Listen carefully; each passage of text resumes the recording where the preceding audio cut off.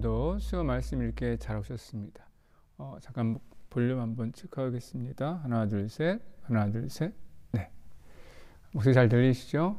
오늘 마가복음 우리 세 번째 시간 우리 함께 나누도록 하겠습니다.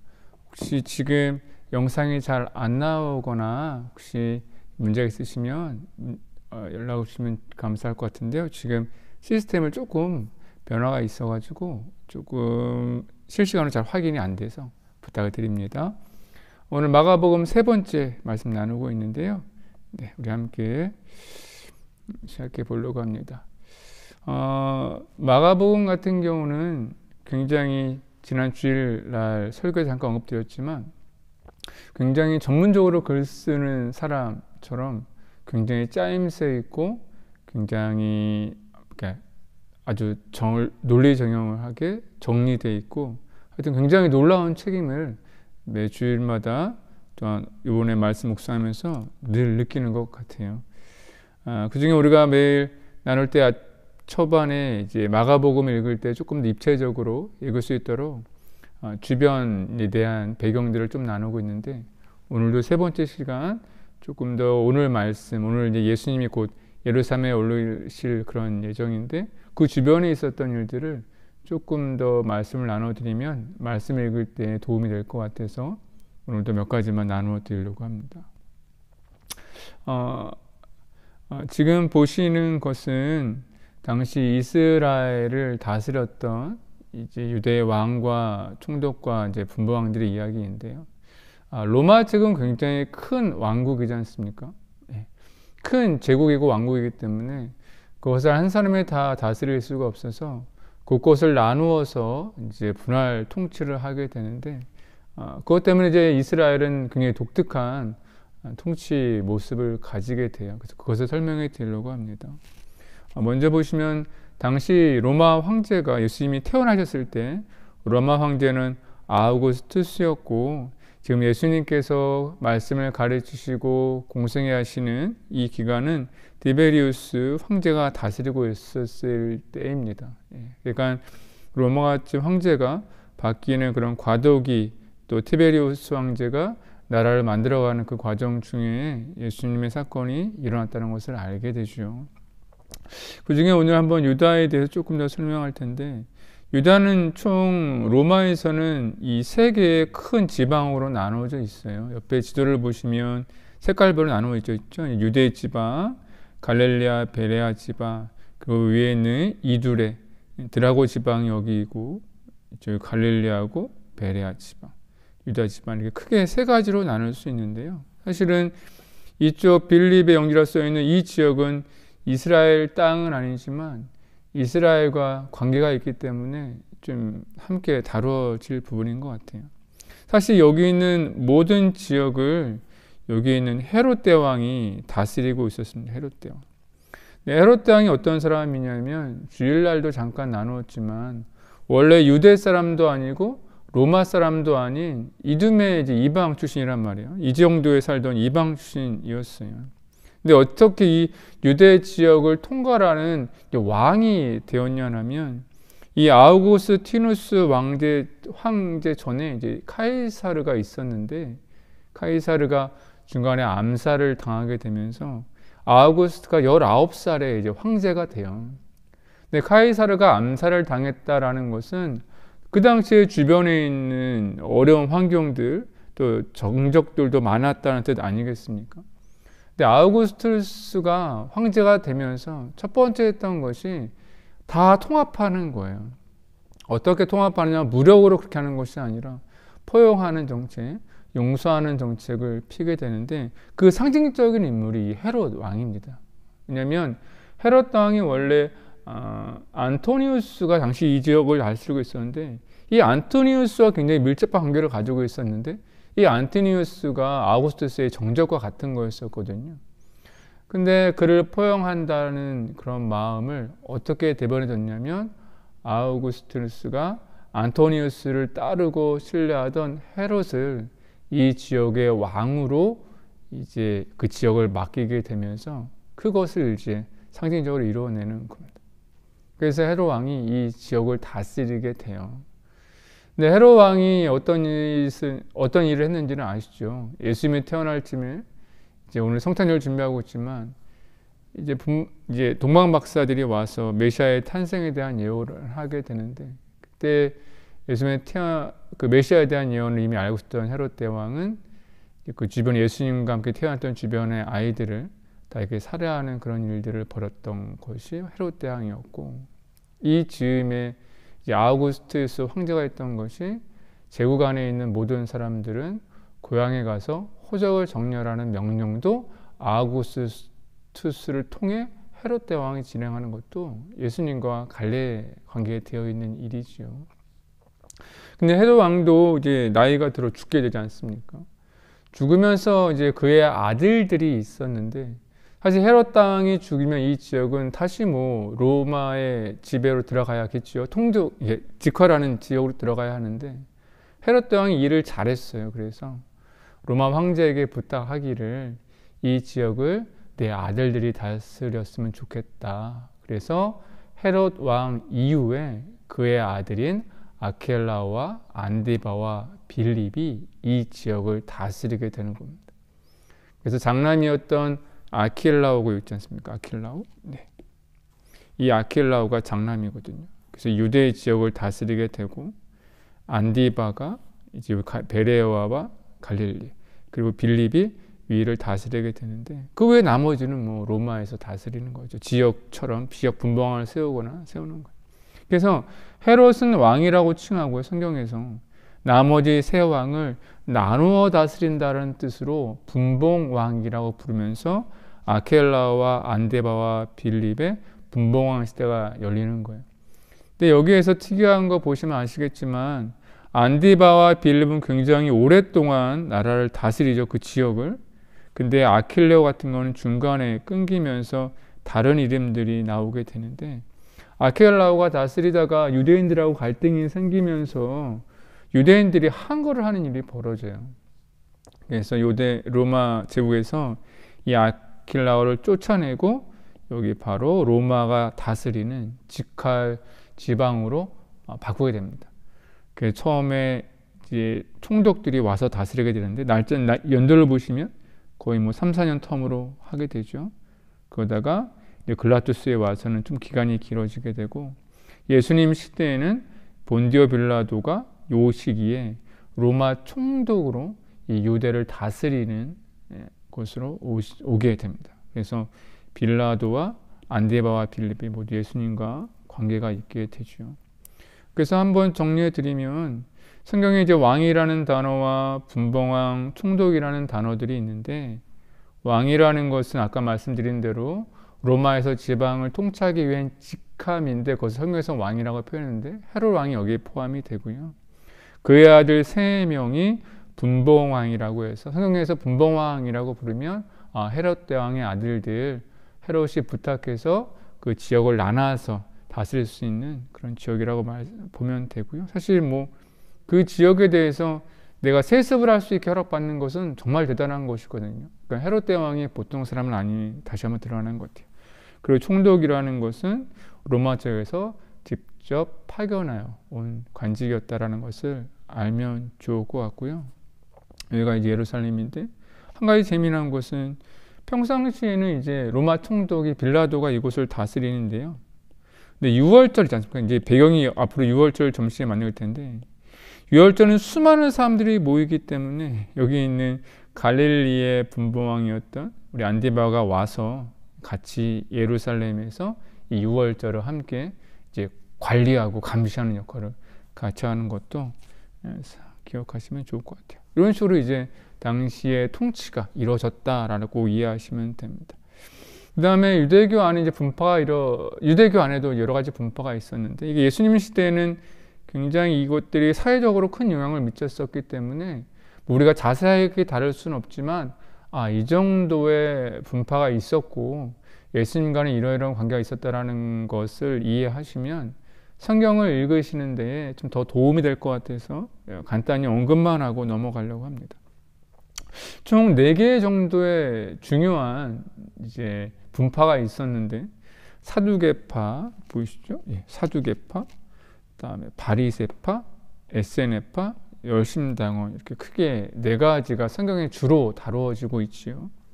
그 중에 사두개파 같은 경우는 제사장으로 이루어진 분파 중에 하나인데, 제사장 같은 경우는 두 가지가 있습니다. 하나는 뭐냐면 아예 처음부터 출신 자체가 출생이 제사장 가문의 사람들이 있어요.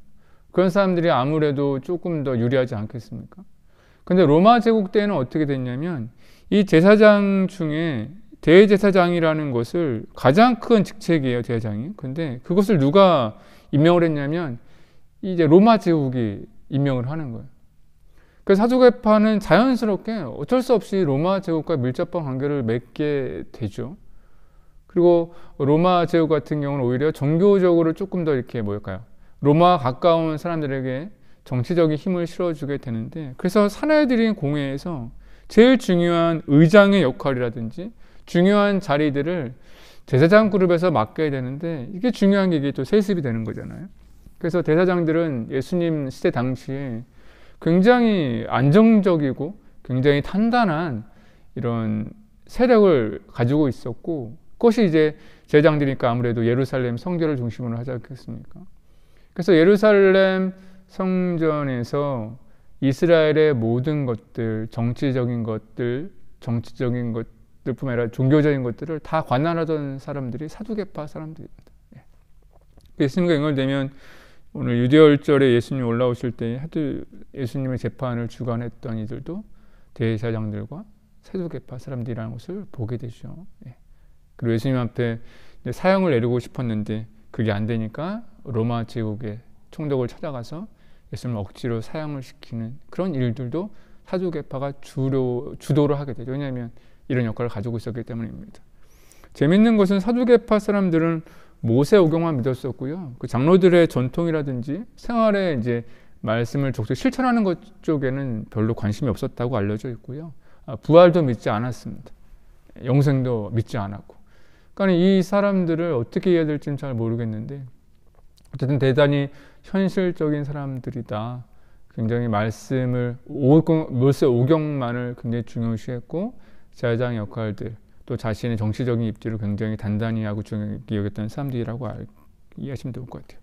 그다음에 바리새파 사람들은, 그러니까 사두개파 사람들이 굉장히 정치적으로 이렇게 두드러진 사람들이라면, 바리새파는 조금 더 뭐랄까요, 백성들에게 가까웠던 사람이라고 이해하시면 돼요. 이들은 모세계의 경우에 전통과도 굉장히 중요하게 여겼는데, 이들은 굉장히 이스라엘에서는 굉장히 존경받는 사람들이었고, 대단히 선생님으로서 랍비로서 중요한 역할을 감당하고 있었기 때문에 대단히 국민들에게는 지지를 많이 받았다고 하지요. 그래서 이들을 대부분은 사내들인 공회에 지역의 대표로 이제 가게 되는 일을 하는 거예요. 그러니까 사내들인 공회가 굉장히 중요한 정치적인 조직인데, 거기에 이제 선출되어지는 사두개파 사람들의 자리가 있었고, 백성들이 이제 추천해서 하는 장로들의 자리를 바리새파 사람들이 이제 차지하게 되면서, 그런 이제 정적인 것과 사회적인 것들을 이제 골고루 갖게 되는 역할들을 바리새파 사람들이 연결해 줬던 것 같아요. 그래서 예수님의 이야기를 보게 되면, 하지만 예수님은 이 장로들의 전통에 대해서도 비판을 많이 하시고, 또한 이 땅에 대해서 영적인 거에 대해서 많이 지적을 하셨기 때문에, 그들에게 눈에서는 바리새파 사람들에게 있어서는 예수님이 그렇게 좋은 모습으로 보이지 않았기 때문에 늘 예수님을 따라다니면서 비판하는 역할들을 많이 하죠.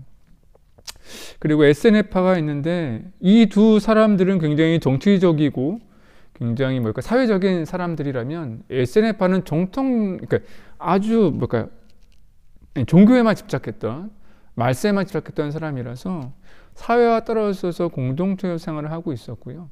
특별히 독신을 하고 재산도 서로 나누고 노예도 두지 않는, 그 말 그대로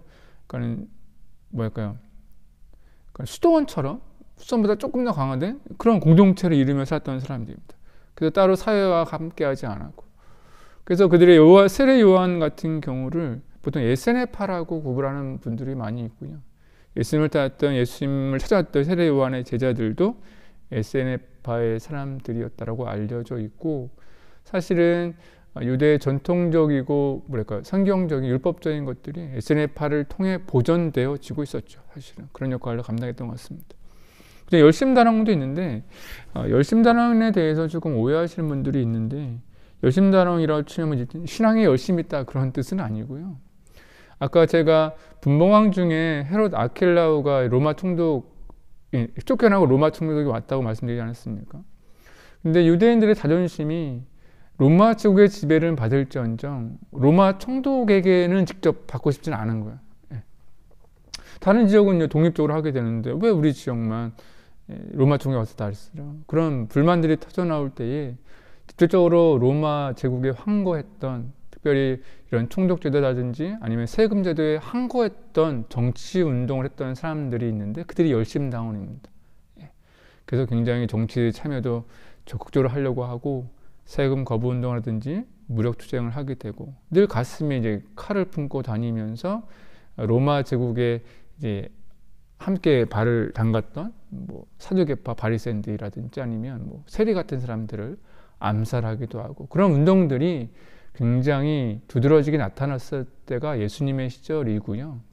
예수님 이후에 40년대, 50년대에는 이것이 더욱더 두드러지면서 로마 제국에 항거하는 일이 벌어지게 되고 유대 로마 전쟁을 통해 이제 유대가 멸망하는 거기까지 연결되는 사람들이 열심당원들입니다.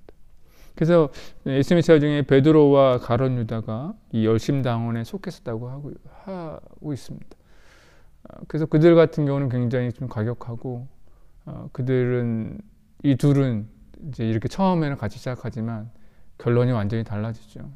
가룟 유다는 열심당원으로서의 생을 이제 최선을 다하다가 예수님을 팔아넘기고 나중에 후회하며 자살하게 되고 베드로는 이 마음을 돌이켜 그냥 정치적인 열심이 아니라 주님을 향한 열심으로 바뀌어서 교회의 지도자가 되는 그런 운명이 바뀌는 역할들을 보게 되면서도 새로운 또 인식도 갖게 되죠. 또 하나 이제 마태복음 오늘 마가복음 지금부터 말씀 나눌 텐데 오늘 우리가 이제 읽을 말씀이 어디 정도 오고 있나를 확인하면 좋죠. 그래서 마가복음은 저희가 지난주까지 읽었던 8장까지의 말씀은 예루살렘 중심의 일부 사역이라고 볼 수 있어요. 여기서는 이제 하나님의 아들 되신 예수님의 놀라운 권세와 능력이 주로 다루어졌죠. 그래서 이 엄청난 이적과 기적들, 또 하나님 나라에 대한 단호한 선포, 바리새인들과의 그런 갈등들, 또한 권위 있는 말씀들이 주로를 이루었었어요.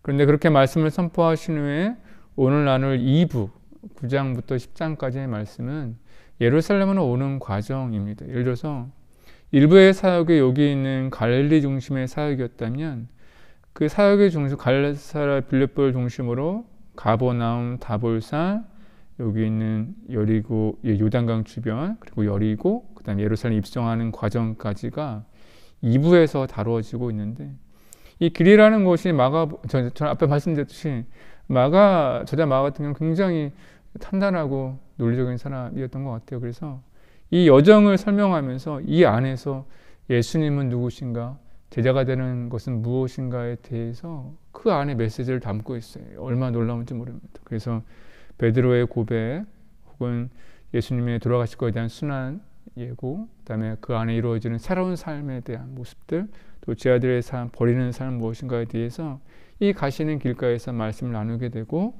11장 이후로부터는 바로 예루살렘을 중심으로 특별히 성전 중심으로 이루어졌던 일들에 대해서 말씀이 이루어지고 있어요. 그래서 마가복음 같은 경우는 굉장히 짧긴 하지만 굉장히 잘 정리되어 있고 잘 이렇게 주제도 맞게 골고루 잘 되어 있어서 마가복음은 정말로 탁월한 책인 것 같고 말씀을 연구하고 공부하는 동안에 정말 탄성이 나올 만큼 굉장히 아름다운 책인 것을 알게 됩니다. 오늘은 여기까지 이해를 나누시면 아마 오늘 내가 어디에 말씀을 읽고 있고 어느 정도 주제일 거라는 것을 예상할 수 있을 것 같아요. 오늘 9장 말씀도 함께 말씀을 묵상할 텐데 오늘 9장 말씀 아까 말씀 읽은 대로 여기 8장에서는 가이사랴 빌립보에서의 고백이 있었어요. 예수님은 그리스도이시라는 고백이 있었고 지금 내려오셔서 이루어지는 길을 떠나시는 예루살렘에 가는 여정 중에 있는 말씀이 되겠습니다. 9장에 보니까 9장은 50절로 되게 길어요. 생각보다 꽤 긴 장인데 내용도 많이 있겠죠. 그래서 간단하게 설명을 드렸으면 좋겠습니다. 먼저 예수님하고 이제 베드로, 야고보, 요한이 한 높은 산에 올라요. 이 산을 보통 다볼산이라고 부르고 변화산이라고 부르는데, 왜냐하면 그것이 예수님이 올라가셨는데 엘리야와 모세와 함께 대화를 나누시는 모습을 보게 돼요. 예수님의 모습이 아름답게 놀라운 광채를 내며 변화하게 되죠. 그 모습을 보고 베드로가 여기 움막치고 머물기를 원하지만 하는 예수님께서 내려가자라고 말씀하시고, 그때 놀라운 하나님의 소리 한 번 더, 이는 내 사람이라는 놀라운 선포가 이어지는 말씀입니다. 그래서 다볼산 같은 경우는 굉장히 특이한데, 하나만 설명해 드리면 뒤에 있는 게 다볼산이거든요.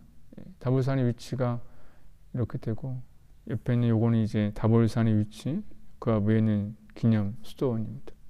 제가 영상 보여드릴까요? 네. 보여드리면 다볼산이 주변에서 우뚝 솟아있는 산입니다. 그래서 이곳에 올라가면 거의 뭐 주변 내다 보일 정도로 굉장히 특이한 모습을 가지고 있는 산인데, 굉장히 상징적인 의미가 있어요. 그리고 하나 재미난 건 갈멜산인데, 거기서 보면 다볼산, 나인성, 길보아산 이런 곳들이 한 번에 다 보이는 곳이 있다고 하더라고요. 그래서 나중에 꼭 성지순례를 가고 싶은 마음이 있습니다. 그래서 갈멜산 위에서 내다보면 이렇게 넓은 곳이 보이고, 그 중에 다볼산이 평지에서 좀 높아 솟아있는 곳이라는 것을 알게 됩니다. 그래서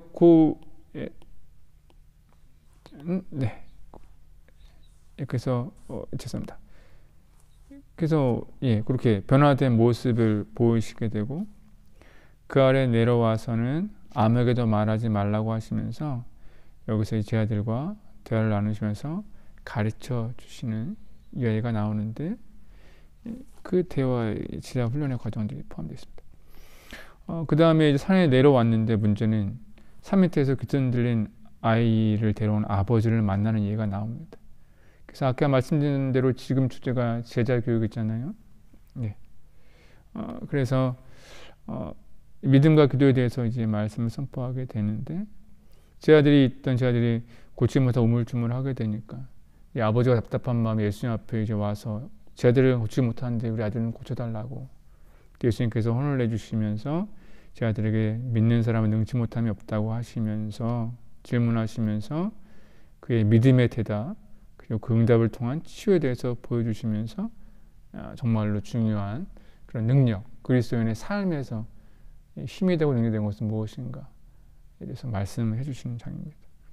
그리고 내려와서 제자들과 대화를 나누시는데, 왜 못합니까? 라는 질문에 제자들은 예수님은 기도에 다른 능력 없다고 말씀하시면서 믿음과 기도에 대해서 연결해 주는 과정들을 하시게 됩니다. 또 거기서 끝나지 않고 5장이 길잖아요. 그 와중에 죽음과 부활에 대해서 이제 두 번째로 말씀을 가르쳐 주십니다. 하지만 마가복음의 전체 주제였던 어리석은 제자들의 모습이 다시 한번 드러나게 되죠. 그리고 가버나움에 옵니다. 가까이 왔어요. 가버나움, 이제 갈릴리에서 떠날 차비를 하고 계신 거예요. 그때 제자들 사이에 누가 더 크냐라고 싸우게 되는데, 그때 예수님은 첫째가 되는 것은 섬기는 자가 되어야 된다고 말씀하시고, 또한 내 이름으로 가장 어린아이라도 잘 섬겨주는 사람이 나를 영접하는 것 같은 사람이라는 것을 통해 제자의 삶을 보여주십니다. 그 다음에 요한의 한 질문, 근데요 우리 말고 다른 사람이 예수님의 이름으로 기술 주는데 어떻게 됩니까? 거기에 대해서 말씀하시면서 제자의 교육을 다시 한번 시작하시게 되는데, 여기 하나 재미난 것은 지옥에 대한 말씀을 해주세요. 지옥. 뒤에 나오겠지만 이 마가복음의 주제 자체가 이제 박해 가운데 있는 성도들을 향한 말씀이 있기 때문에 현실의 삶과 그 이후의 삶에 대한 궁금증과 필요성이 필요한데, 거기에 대한 말씀들이 마가복음에 속속 등장합니다. 그렇게 해서 이제 9장 말씀을 정리하면 될 것 같아요. 그래서 다볼산에서 가버나움까지 있었던 제자들과의 만남들에 대한 말씀입니다. 우리 9장 말씀 함께 묵상하면서 한번 나눴던 기억을 생각하시면서 조금 더 깊게 말씀을 읽어보면 좋을 것 같아요. 우리 9장 말씀입니다. 성경 준비되셨죠? 우리 신약성서 68페이지에 공개 있습니다. 우리 함께 읽겠습니다. 제9장. 내가 진실로 너희에게 이르노니 여기 서 있는 사람 중에 죽기 전에 하나님의 나라가 권능으로 임하는 것을 볼 자들도 있느니라. 엿새 후에 예수께서 베드로와 야고보와 요한을 데리시고 따로 높은 산에 올라가셨더니 그들 앞에서 변형되사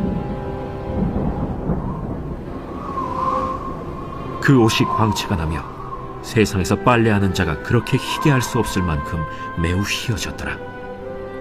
이에 엘리야가 모세와 함께 그들에게 나타나 예수와 더불어 말하거늘 베드로가 예수께 고하되 라삐여, 우리가 여기 있는 것이 좋사오니 우리가 초막 셋을 짓되 하나는 주를 위하여, 하나는 모세를 위하여, 하나는 엘리야를 위하여 하사이다 하니 이는 그들이 몹시 무서워하므로 그가 무슨 말을 할지 알지 못함이더라.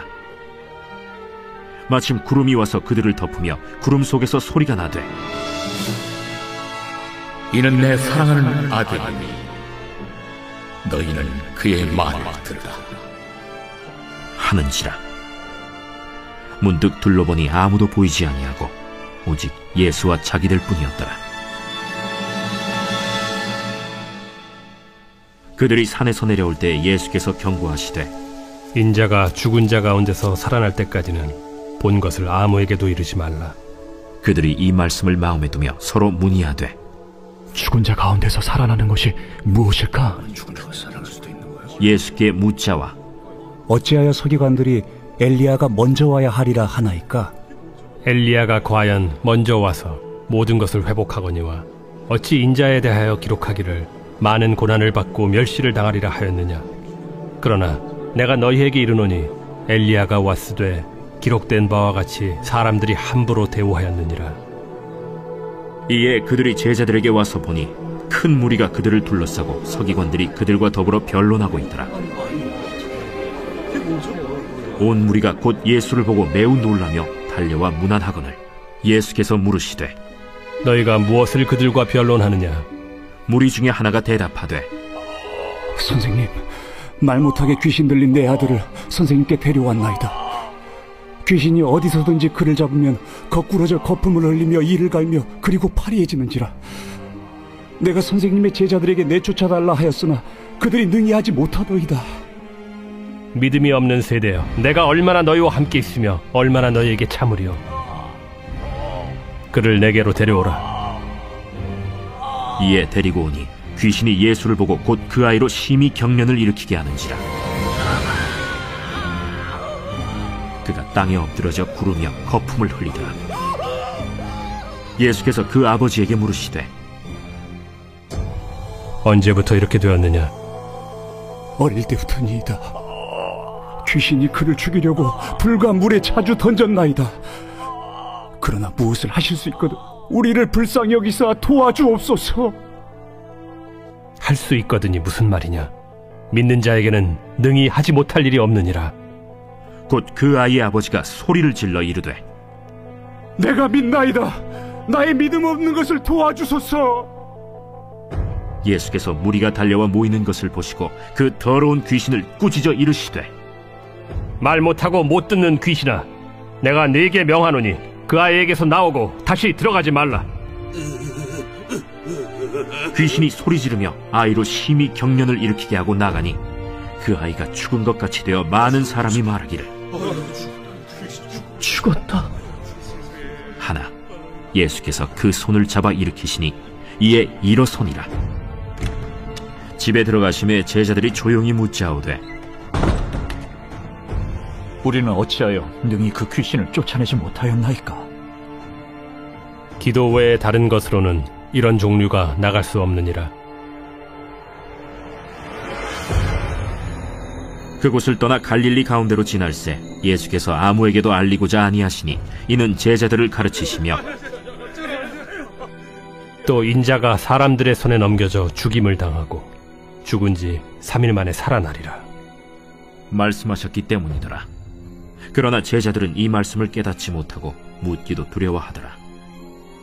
가버나움에 이르러 집에 계실새 제자들에게 물으시되 너희가 길에서 서로 토론한 것이 무엇이냐. 그들이 잠잠하니 이는 길에서 서로 누가 크냐 하고 쟁론하였음이라. 예수께서 앉으사 12 제자를 불러서 이르시되 누구든지 첫째가 되고자 하면 무사람의 끝이 되며 무사람을 섬기는 자가 되어야 하리라 하시고 어린아이 하나를 데려다가 그들 가운데 세우시고 안으시며 제자들에게 누구든지 내 이름으로 이런 어린아이 하나를 영접하면 곧 나를 영접하며 누구든지 나를 영접하면 나를 영접함이 아니요 나를 보내신 이를 영접함이니라. 요한이 예수께 여짜오되 선생님, 우리를 따르지 않는 어떤 자가 주의 이름으로 귀신을 내쫓는 것을 우리가 보고 우리를 따르지 아니함으로 금하였나이다. 금하지 말라. 내 이름을 의탁하여 능한 일을 행하고 즉시로 나를 비방할 자가 없느니라. 우리를 반대하지 않는 자는 우리를 위하는 자니라. 누구든지 너희가 그리스도에게 속한 자라 하여 물 한 그릇이라도 주면 내가 진실로 너희에게 이르노니 그가 결코 상을 잃지 않으리라. 또 누구든지 나를 믿는 이 작은 자들 중 하나라도 실족하게 하면 차라리 연자 맷돌이 그 목에 매어 바다에 던져지는 것이 나으리라. 만일 내 손이 너를 범죄하게 하거든 찍어버리라. 장애인으로 영생에 들어가는 것이 두 손을 가지고 지옥 곧 꺼지지 않는 불에 들어가는 것보다 나으니라. 만일 내 발이 너를 범죄하게 하거든 찍어버리라. 다리 저는 자로 영생에 들어가는 것이 두 발을 가지고 지옥에 던져지는 것보다 나으니라. 만일 내 눈이 너를 범죄하게 하거든 빼버리라. 한 눈으로 하나님의 나라에 들어가는 것이 두 눈을 가지고 지옥에 던져지는 것보다 나으니라. 거기에서는 구더기도 죽지 않고 불도 꺼지지 아니하느니라. 사람마다 불로써 소금 치듯함을 받으리라. 소금은 좋은 것이로되 만일 소금이 그 맛을 잃으면 무엇으로 이를 짜게 하리요. 너희 속에 소금을 두고 서로 화목하라.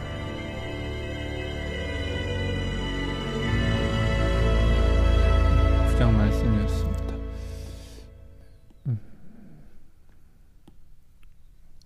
10장 말씀을 함께 묵상할 텐데 10장은 또 52절이나 되는 좀 긴 장입니다. 마가복음 같은 경우는 장수는 다른 복음서보다 작긴 한데 장마다 이렇게 절수가 좀 긴 편입니다.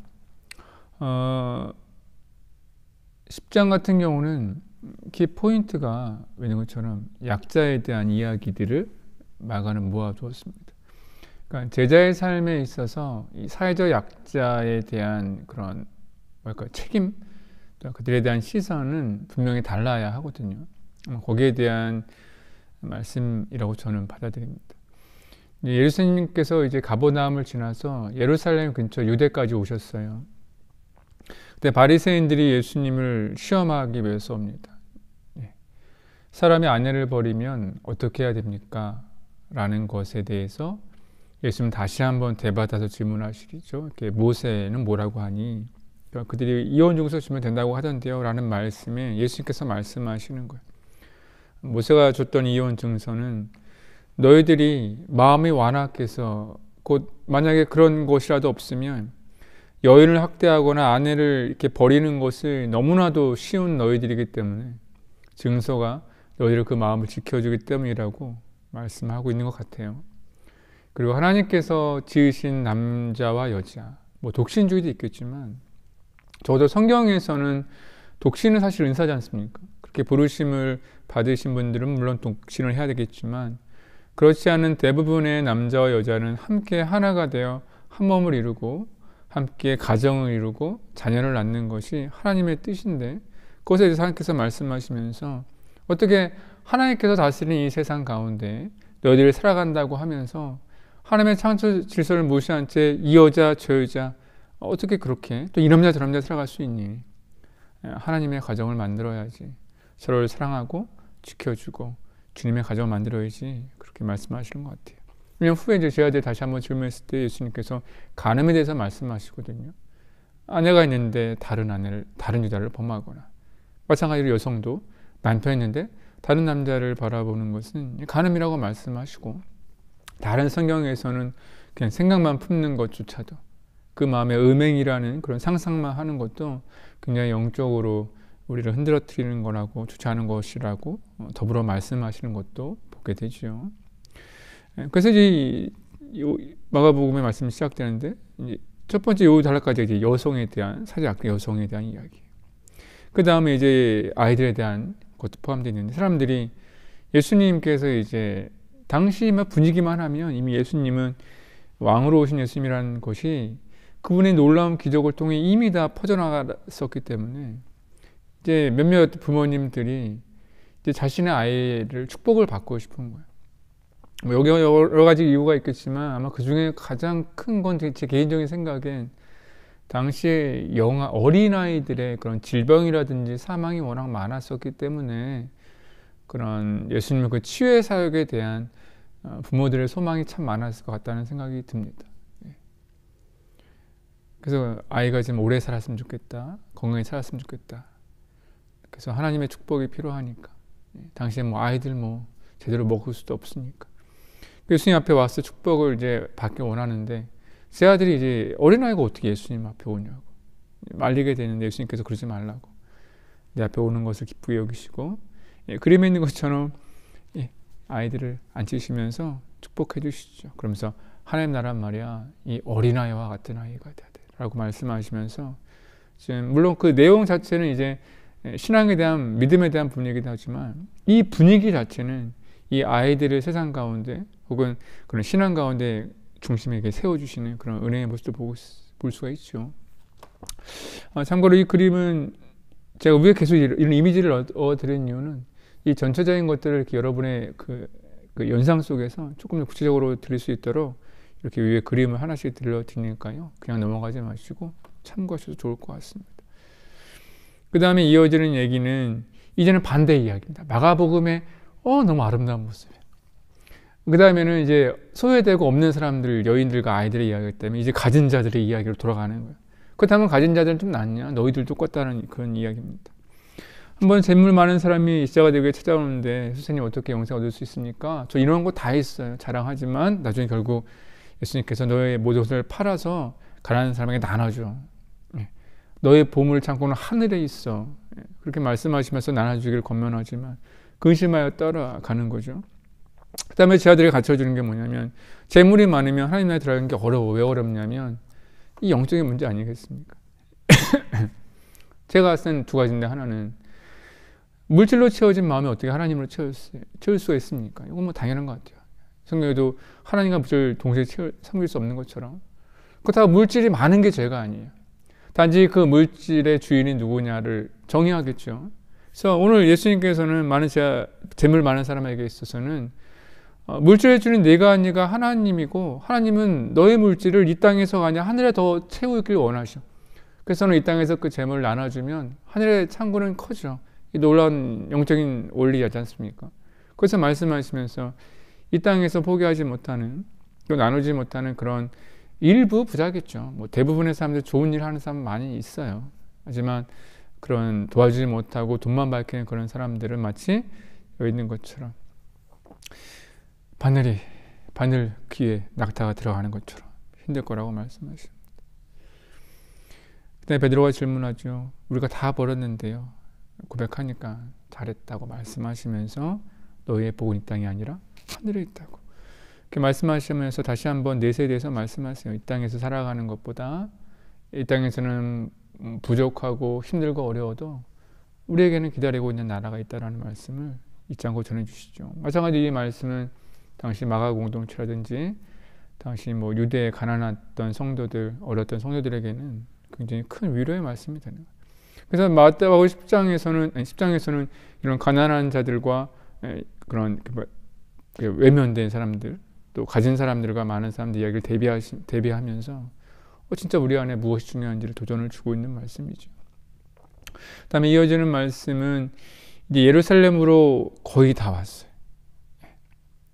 그 앞에서 이제 분위기가 이런 겁니다. 요한복음에 보면 예수님의 기세가 워낙 크니까 이제는 경고를 하는 거예요. 사람들한테 예수님을 믿으면 예수님 따라가면 출교시키겠다는 엄청난 선전법을 합니다. 그 당시의 분위기가. 근데 출교라는 것은 사실은 당시 유대 사회에서 종교를 뭐 버린다라는 그런 의미가 아니라 완전히 마을에서도 생계마저도 끊기는 그런 경고거든요. 그래서 예수님의 제자들은 예수님을 따르기를 두려워해요. 오히려 사람들은 따라가고 이런 애매한 일들이 벌어지는 겁니다. 그러면서 예수님은 그 가운데서 이제 말씀을 전하시고 갈등을 일으키시면서도 이제 내가 가는 길이 이제 십자가의 길이라는 것을 다시 한번 세 번째로 말씀하시게 됩니다. 그 다음에 이쯤에 대해서 세베대의 아들인 야고보와 요한의 어머니가 찾아와서 예수님 앞에 내 두 아들을 예수님 앞에 큰 자리에 좀 낳게 해달라고. 예수님이 이제 예루살렘에 들어가시면 이제 뭔가 이제 로마 지역의 황제는 아니겠죠. 아마 로마 총독을 끌어내리고 분봉왕 정도는 할 거라고 여겼던 것 같아요. 아무래도 그 세계관이 그러니까. 그러면 그래서 예수님이 만약에 유대 왕이 되시면 한쪽 해달라고 부탁하게 되는데 예수님은 네가 원하는 게 뭔 줄 알아? 왜냐하면 예수님은 영적인 자리잖아요. 나와 같은 길에 서게 되면 그 자리는 나와 똑같은 십자가의 길이 될 텐데 그렇게 은유적으로 말씀해 주세요. 근데 이 통탕하는 모습을 보고 다른 제자들이 이제 화를 내고 막 그러고 있을 때 예수님 다시 한번 제자 훈련해 주시는데 너 크고 싶으니 그럼 섬기는 자가 돼야 돼. 으뜸이 되려면 종이 돼야 돼. 나는 있잖아 이 땅에 왕으로서 오거나 너를 다스리려고 온 것이 아니라 나는 섬기는 자로 너희들의 종이 되려고 너를 위해 죽으러 온 거야 라는 말씀을 여기서 전해주십니다. 그래서 끝나지 않고 이제 마지막 예루살렘에 들어가는 마지막 관문이라고 할 수 있는 여리고에서 맹인 바디메오의 눈을 뜨게 해주시는데 저는 여기서도 한번 막았는데 깜짝 놀라는 거예요. 앞에서 제자의 삶, 여기 이제 제자의 삶 길의 마지막이거든요.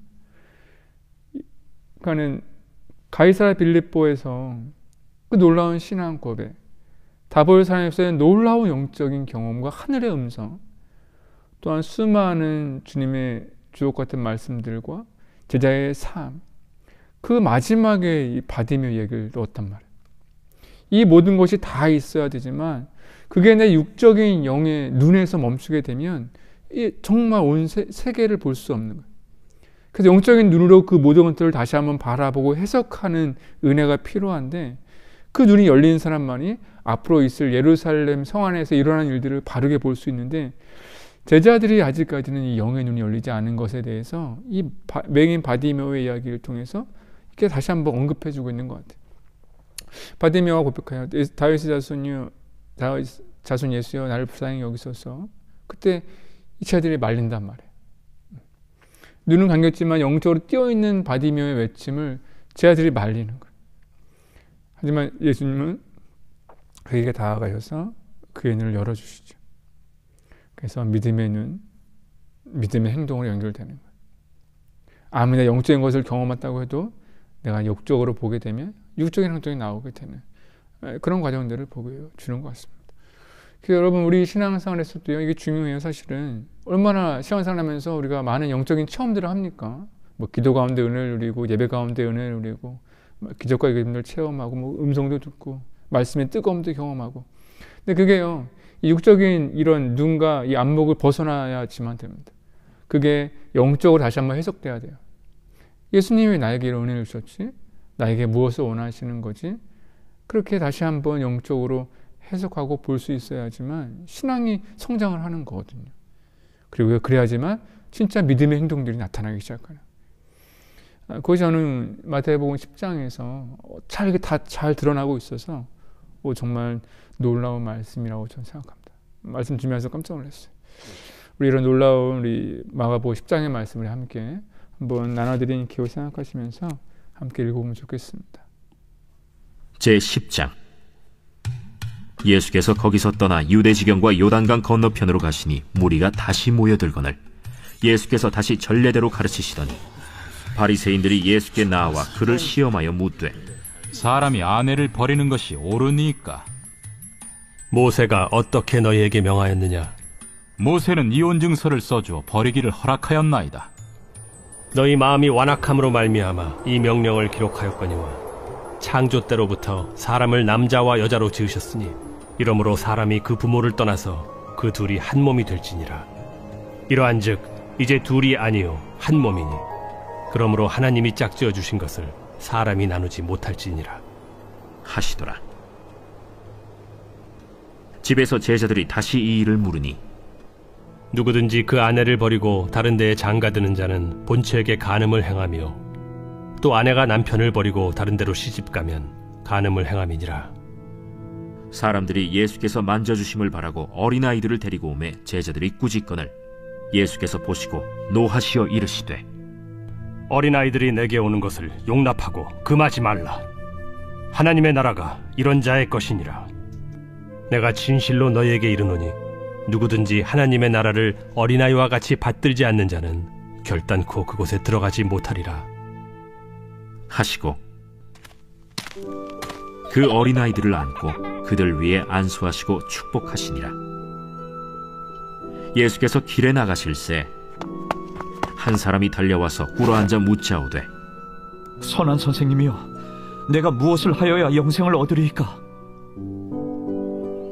네가 어찌하여 나를 선하다 일컫느냐? 하나님 한 분 외에는 선한 이가 없느니라.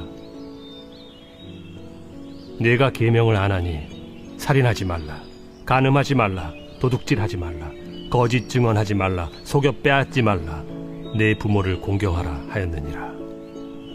선생님이여, 이것은 내가 어려서부터 다 지켰나이다. 예수께서 그를 보시고 사랑하사 이르시되 네게 아직도 한 가지 부족한 것이 있으니 가서 네게 있는 것을 다 팔아 가난한 자들에게 주라. 그리하면 하늘에서 보화가 네게 있으리라. 그리고 와서 나를 따르라. 그 사람은 재물이 많은 고로 이 말씀으로 인하여 슬픈 기색을 띠고 근심하며 가니라. 예수께서 둘러보시고 제자들에게 이르시되 재물이 있는 자는 하나님의 나라에 들어가기가 심히 어렵도다. 제자들이 그 말씀에 놀라는지라. 예수께서 다시 대답하여 이르시되 얘들아, 하나님의 나라에 들어가기가 얼마나 어려운지 낙타가 바늘기로 나가는 것이 부자가 하나님의 나라에 들어가는 것보다 쉬우니라. 제자들이 매우 놀라 서로 말하되 그런즉 누가 구원을 얻을 수 있는가? 하니 예수께서 그들을 보시며 이르시되 사람으로는 할 수 없으되 하나님으로는 그렇지 아니하니 하나님으로서는 다 하실 수 있느니라. 베드로가 여짜와 이르되 보소서, 우리가 모든 것을 버리고 주를 따랐나이다.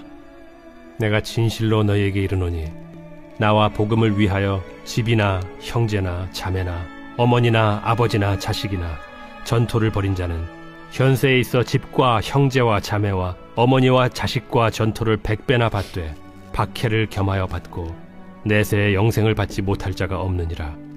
그러나 먼저 된 자로서 나중되고 나중된 자로서 먼저 될 자가 많으니라. 예루살렘으로 올라가는 길에 예수께서 그들 앞에 서서 가시는데 그들이 놀라고 따르는 자들은 두려워하더라.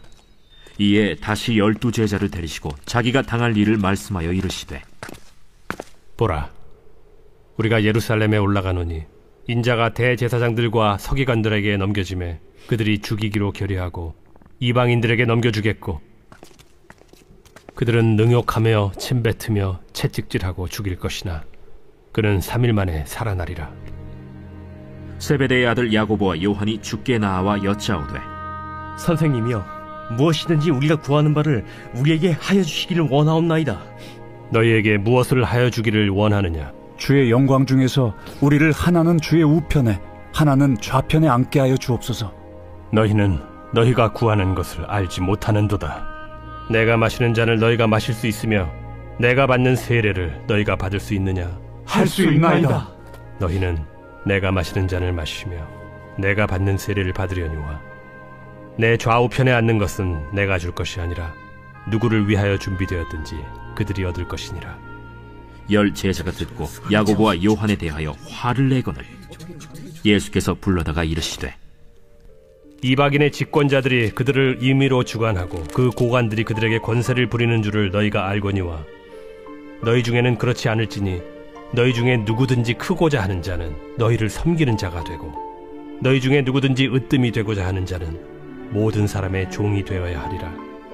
인자가 온 것은 섬김을 받으려 함이 아니라 도리어 섬기려 하고 자기 목숨을 많은 사람의 대속물로 주려 함이니라.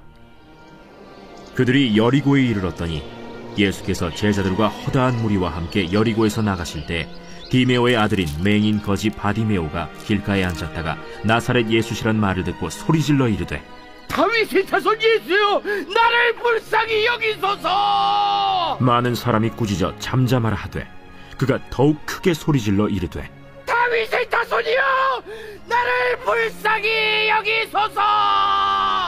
예수께서 머물러 서서 그를 부르라 하시니 그들이 그 맹인을 부르며 이르되 안심하고 일어나라, 그가 너를 부르신다. 맹인이 겉옷을 내버리고 뛰어 일어나 예수께 나아오거늘 예수께서 말씀하여 이르시되 내게 무엇을 하여 주기를 원하느냐? 선생님이여, 보기를 원하나이다. 가라. 내 믿음이 너를 구원하였느니라. 하시니 그가 곧 보게 되어 예수를 길에서 따르니라.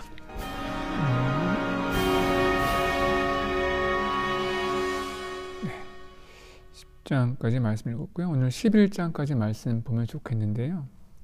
11장에 드디어 예수님께서 예루살렘에 입성하시는 모습을 기록하고 있습니다. 네. 그래서 예수님께서 입성하시는 모습이 저희 마태복음 나눴었겠지만 그 모습이 구약에 오시는 그런 말씀의 예언과 아주 유사하지요. 그 말씀 그대로죠. 성취된 겁니다. 그래서 예수님께서 타실 나귀를 제 아들에게 구해오라고 말씀하시고 제 아들은 맞은편에서 아무도 타지 않은 나귀 새끼를 메고 오죠. 마태복음 다른 것은 마태복음에서 이제 나귀와 이제 나귀 새끼가 나오지만 마가복음에서는 나귀 새끼만 등장합니다.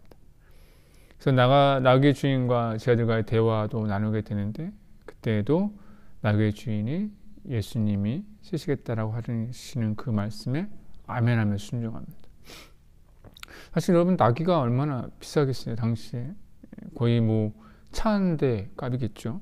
그렇게 그런 역할들을 감당했을 텐데 또 그런 나귀를 주 앞에 드리는 모습도 굉장히 중요한 포인트이고 또 이 말씀을 잘 묵상해 보면 순종이라는 것이 사실은 납득되는 일과 납득되지 않는 일이 있을 텐데 내가 납득하는 일에 순종하는 것과 나는 납득할 수는 없지만 주님께 하실 것을 맡기고 하는 순종은 분명히 그 열매는 차이가 있을 것 같아요.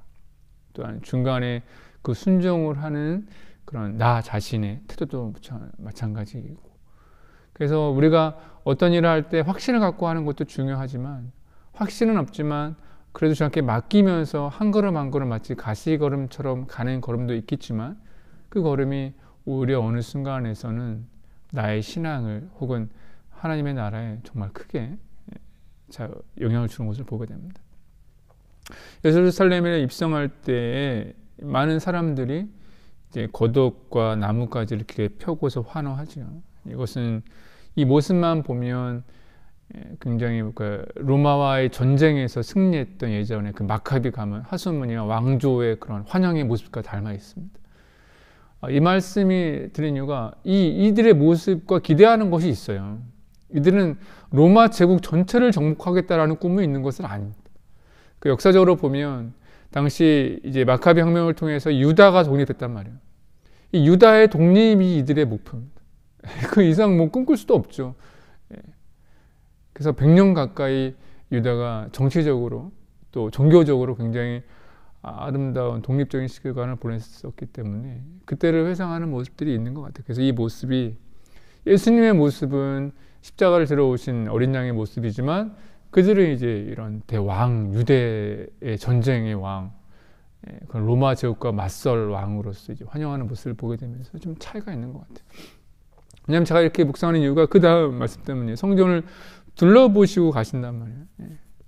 이런 무리들 가운데 뭔가를 하시려고 하는 것이 아니라 이런 무리들을 뒤로 한 채 성전을 둘러보시면서 혹은 거지시면서 그냥 다시 한번 나오시는 이 모습이 저는 그렇게 느껴졌다라는 겁니다. 이 모습은 당시의 이제 예루살렘의 모습인데 상상해 볼 수 있는 거죠. 그래서 예수님이 성에 입성하시는 게 뭐 이렇게든지 이렇게 갈 수도 있는데 어딘지는 뭐 정확히 알 수는 없지만 아마도 베다니 쪽에서 오셨으면 이렇게 해서 이렇게 들어가시는 게 맞는 것 같아요. 이렇게 해서 이렇게 잘 안 나온다. 이렇게 이렇게 여기가 실로암 연못이고요. 실로암 연못은 당시에 대단히 크게 조성된 연못이라서 수객들은 다 여기 와서 여기서 몸을 씻은 다음에 요 큰 길을 통해서 지금 들어가는 거예요. 그래서 요 길이 요즘에 제가 발굴됐다고 말씀드렸죠.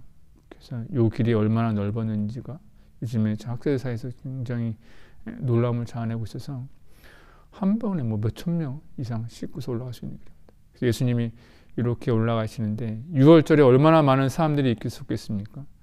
그리고 예수님이 올라가는 이 길을 보면서 대단히 크게 환호를 내렸겠죠. 그 모습이 참으로 대단했을 것 같아요. 6월절이기 때문에. 이 모습은 조금 다른 각도에서 본 거고요. 말씀하신 대로 이제 실로암 연못에 크게 보이죠. 요즘에 이런 고증을 한 자료들이 많이 있어요. 그럼 잡니다. 다시 여기가 이제 실로암 연못입니다. 이 길이고요. 이렇게 고증을 한 그림들이 많이 있고 자료가 많이 있어서 사실 당신의 말씀을 이해하는데 되게 도움이 돼요. 여기 예루살렘 성전, 지난 설교에 말씀드렸던 이방인의 뜰과 담벼락도 보이고요. 여기 안토니오 요새, 그래서 빌라도가 6월절에 감시하는 거잖아요. 이렇게 감시하는 거고. 여기 장사판이 벌어지고 예수님이 이렇게 오셨다가 여기서 이제 왔다 갔다 하시는 거예요. 그 다음 말씀이, 그 다음 모습도 이런 식으로 보여줄 수 있습니다. 여기는 조금 더 크게 됐네요. 네, 그렇습니다. 예루살렘 입성하신 다음에 이제 그냥 나오십니다. 그 다음에 우리가 이번 주일날 나눴던 말씀이죠. 무화과 나무의 사건이 연이어서 2번 나오고 그 사이에 이제 예루살렘 성전에서 있었던 사건이 나오게 돼요. 그때 이 사건을 통해서 대장에서 서기관들이 예수님을 정말 실제로 죽일까를 모의합니다. 마태복음과 다른 것은 마태복음에서는 죽이려고 하다가 안 돼요. 6월절은 포기해야지라고 하지 않습니까? 근데 마가복음에서는 아주 대제사장들과 서기관들이 아주 주도적으로 예수님을 십자가에 못 박으려는 모습으로 마가복음은 전하고 있는데 아마도 이것이 당시 이제 분위기죠. 정치적인 로마적인 이런 탄압과 박해 가운데 있었기 때문에 그런 권력에 대한 힘에 대한 것들을 마가복음 조금 더 민감하게 더 세세하게 다루고 있는 것 같아요. 이 말씀 더 설명은 드리지 않겠습니다. 만약 여기 부분이 궁금하시면 이번 주일날 설교 영상 올라가 있으니까 참고하시면 될 것 같아요.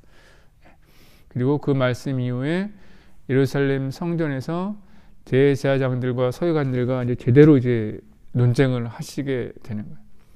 너 무슨 권위, 예수 앞에 질문하는, 너 무슨 권위로 이런 일을 하냐? 백성들을 모으고 자꾸 이렇게 선동하냐? 그렇게 말을 하는 겁니다. 근데 예수님은 그때 이제 대답을 바로 하지 않으세요. 이제 마가복음의 특징인데, 총 예수님이 8번이 이제 논쟁을 하시는 중에 질문을 받는데, 예수님은 단 한 번도 이거야라고 한 번에 말씀하시지 않아요. 왜냐하면 그 모든 것들이 다 시험의 그런 빌미가 될 수도 있기도 하고, 그 질문에 답으로 대답하는 것이 사실은 굉장히 그런 질문의 내용과 그 중심을 단순하게 만들지만 예수님은 다시 한번 질문함을 통해서 확장을 시켜주시거든요. 그럼 세례 요한은 어디서 권위를 받았니? 라는 질문을 바꿔주시는 거예요. 근데 이 권위가 저한테 중요한 게 뭐냐면 여러분 이 권위라는 게 권사라는 게 어디서 왔는지를 여러분 잘 구분을 하셔야 돼요.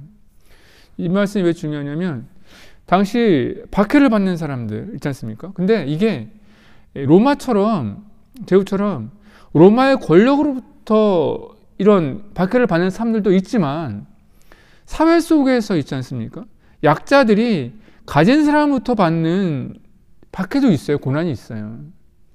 이 정치적인 권세가 있는 것이 아니라 가진 사람들의 권세, 힘 있는 사람들, 더 정결하다고 난 좀 신실하다고 생각하는 사람들이 이런 권위가 있는데 이 모든 것들이 다 어디에 있겠어요? 하나님 아래에 있는 거거든요. 왜냐하면 역사라는 것이 우리가 살아가는 것은 한 순간이지만 전체적인 역사는요, 영원하신 하나님이 이끌어가고 계시단 말이에요. 내가 지금 당하는 고난이 지금은 내가 해답도 안 되고 말도 안 되는 것 같지만 시간 조금만 지나면 거기에 대해서 의미를 찾을 수가 있어요. 하나님의 뜻과 계획을 찾을 수 있단 말입니다. 로마의 박해를 받고 있는 마가 공동체도 마찬가지. 지금은 너무 힘들어. 내가 왜 받아야 돼? 예수님 잘 믿고 있는데 정말 교회 다니는 거 왜 이렇게 어렵지? 그 시간만 지나보세요. 그 박해의 그 에너지, 그 박해의 그런 순교자들의 피가 그 이후에 얼마나 큰 영적인 에너지가 되고 힘이 되었는지를 알게 되면 모든 권세와 능력이 하나님으로부터 온다는 것을 깨닫게 되는 거예요. 물론 권세 중에는 악한 권세도 있을 수 있어요. 권세 중에서는요, 우리가 정말 힘들게 하는 말도 안 되는 어리석은 권세도 있습니다. 하지만 그럼에도 불구하고 그 모든 세계는 하나님의 영역 가운데 이끌어 가고 있다는 것을 우리는 놓치면 안 돼요. 그러니까 예를 들어서 세상이 이렇게 돌아가니까 하나님이 없나 보다라고 선포했던 과거의 사람들, 정적으로 힘들고 어려우니까 종교를 바꾸거나 사상을 바꾸는 사람들, 그런 사람들 만약에 지금은 그렇게 건너갔지만 하나님 만나보고 하나님 나라 간다고 생각해 보세요. 그들은 분명히 지금 오늘을 후회하게 될 거예요. 아, 그것도 다 하나님의 뜻 안에 있었구나. 그때 더 견딜 걸, 그때 더 참아볼 걸, 맞아, 그때 한 번 더 이겨볼 걸.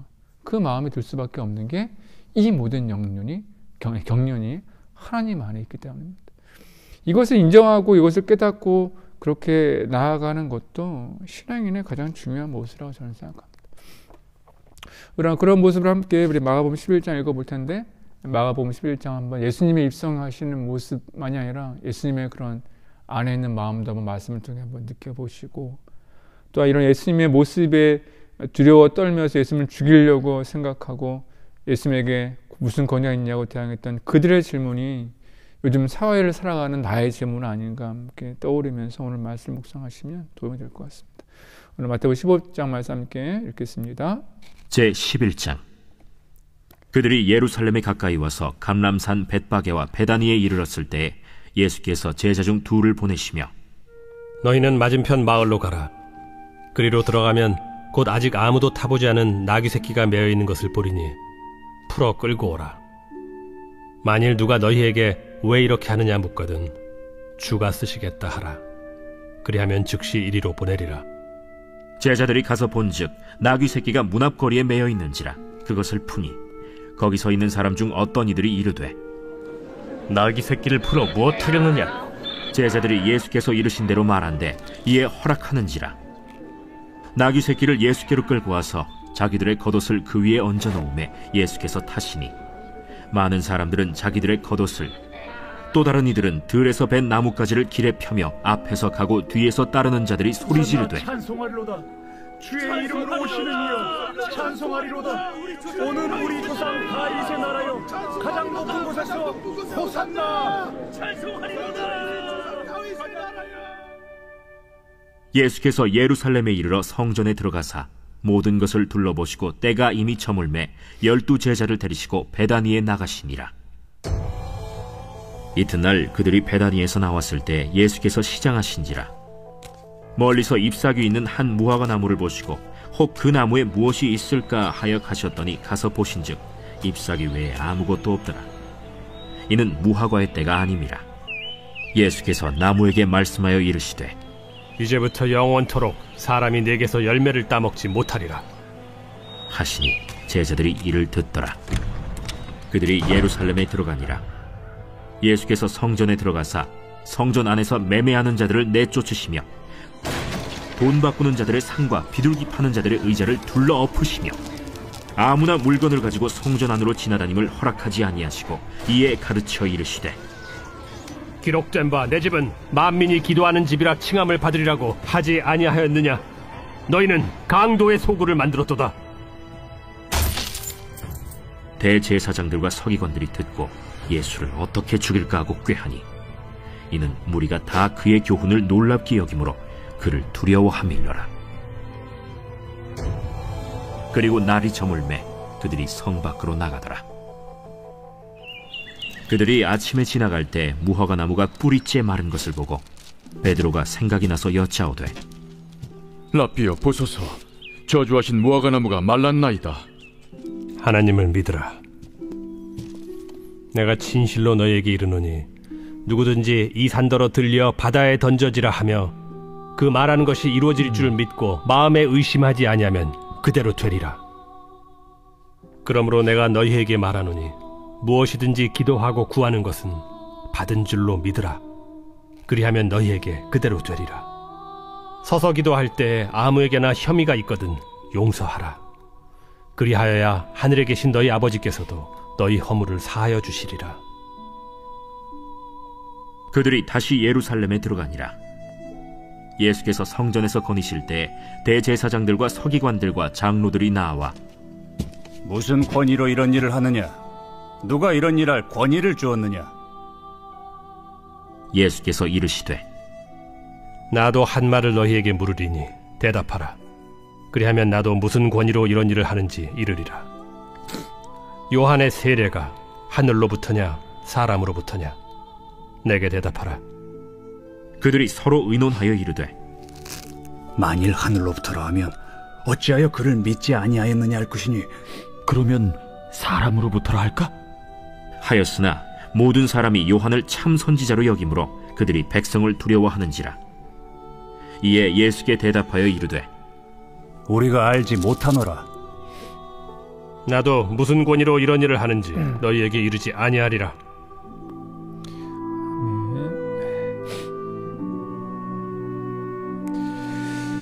네.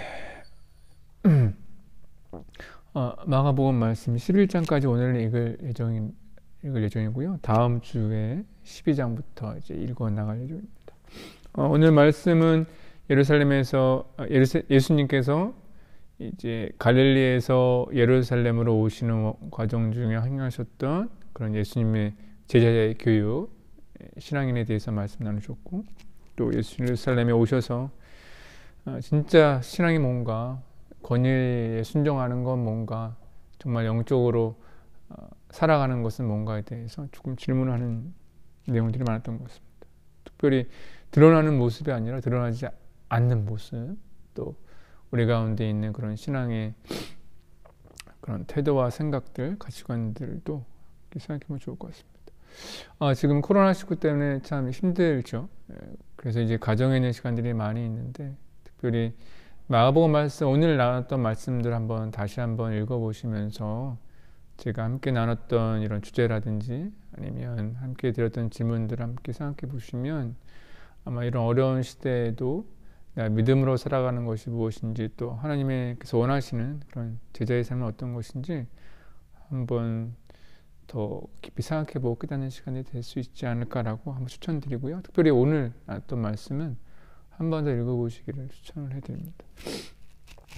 여러분 승리하시고요. 우리 다음 주에 마가복음 마지막까지 갈 수 있을진 모르겠으나 마가복음, 특별히 저희가 이제 2년 동안 계속 말씀 읽게 하고 있는데, 2년 동안의 말씀 읽기 중에는 아마 가장 많은 그런 영감과 또 은혜를 주는 말씀인 것 같아서 마가복음 참 대단하다라는 마음이 있는데, 여러분에게도 그런 은혜가 있길 소망합니다. 한 주간 승리하시고요. 주의 안에서 늘 건강하시고 안전하시기를 축복합니다. 잠시 기도하겠습니다. 하나님, 우리 사랑하는 성도들, 우리 코로나19의 어려움 가운데 있지만 정치적으로 또한 세계적으로 쉽지 않은 시대를 살아가고 있지만 그 안에 하나님을 바라보게 하시고 이 모든 것을 여전히 인도하시고 또 어떻게든 선함으로 이끌어가고 계신 그 주님을 신뢰하며 승리하는 우리 모두가 될 수 있도록 인도하여 주시옵소서. 우리 마가복음의 말씀, 우리 마음을 깨우게 하셔서 생명의 말씀, 은혜의 말씀이 되어 우리 삶 가운데 참 제자의 삶, 예수님과 함께 걸어가는, 동행하는 삶이 무엇인지를 깨닫는, 또 그래서 큰 은혜와 기쁨 누리는 우리 모두가 될 수 있도록 인도해 주시옵소서. 예수님의 이름으로 간절히 기도합니다. 아멘. 여러분 수고하셨습니다. 다음 주에 뵙도록 하겠습니다. 네, 축복합니다.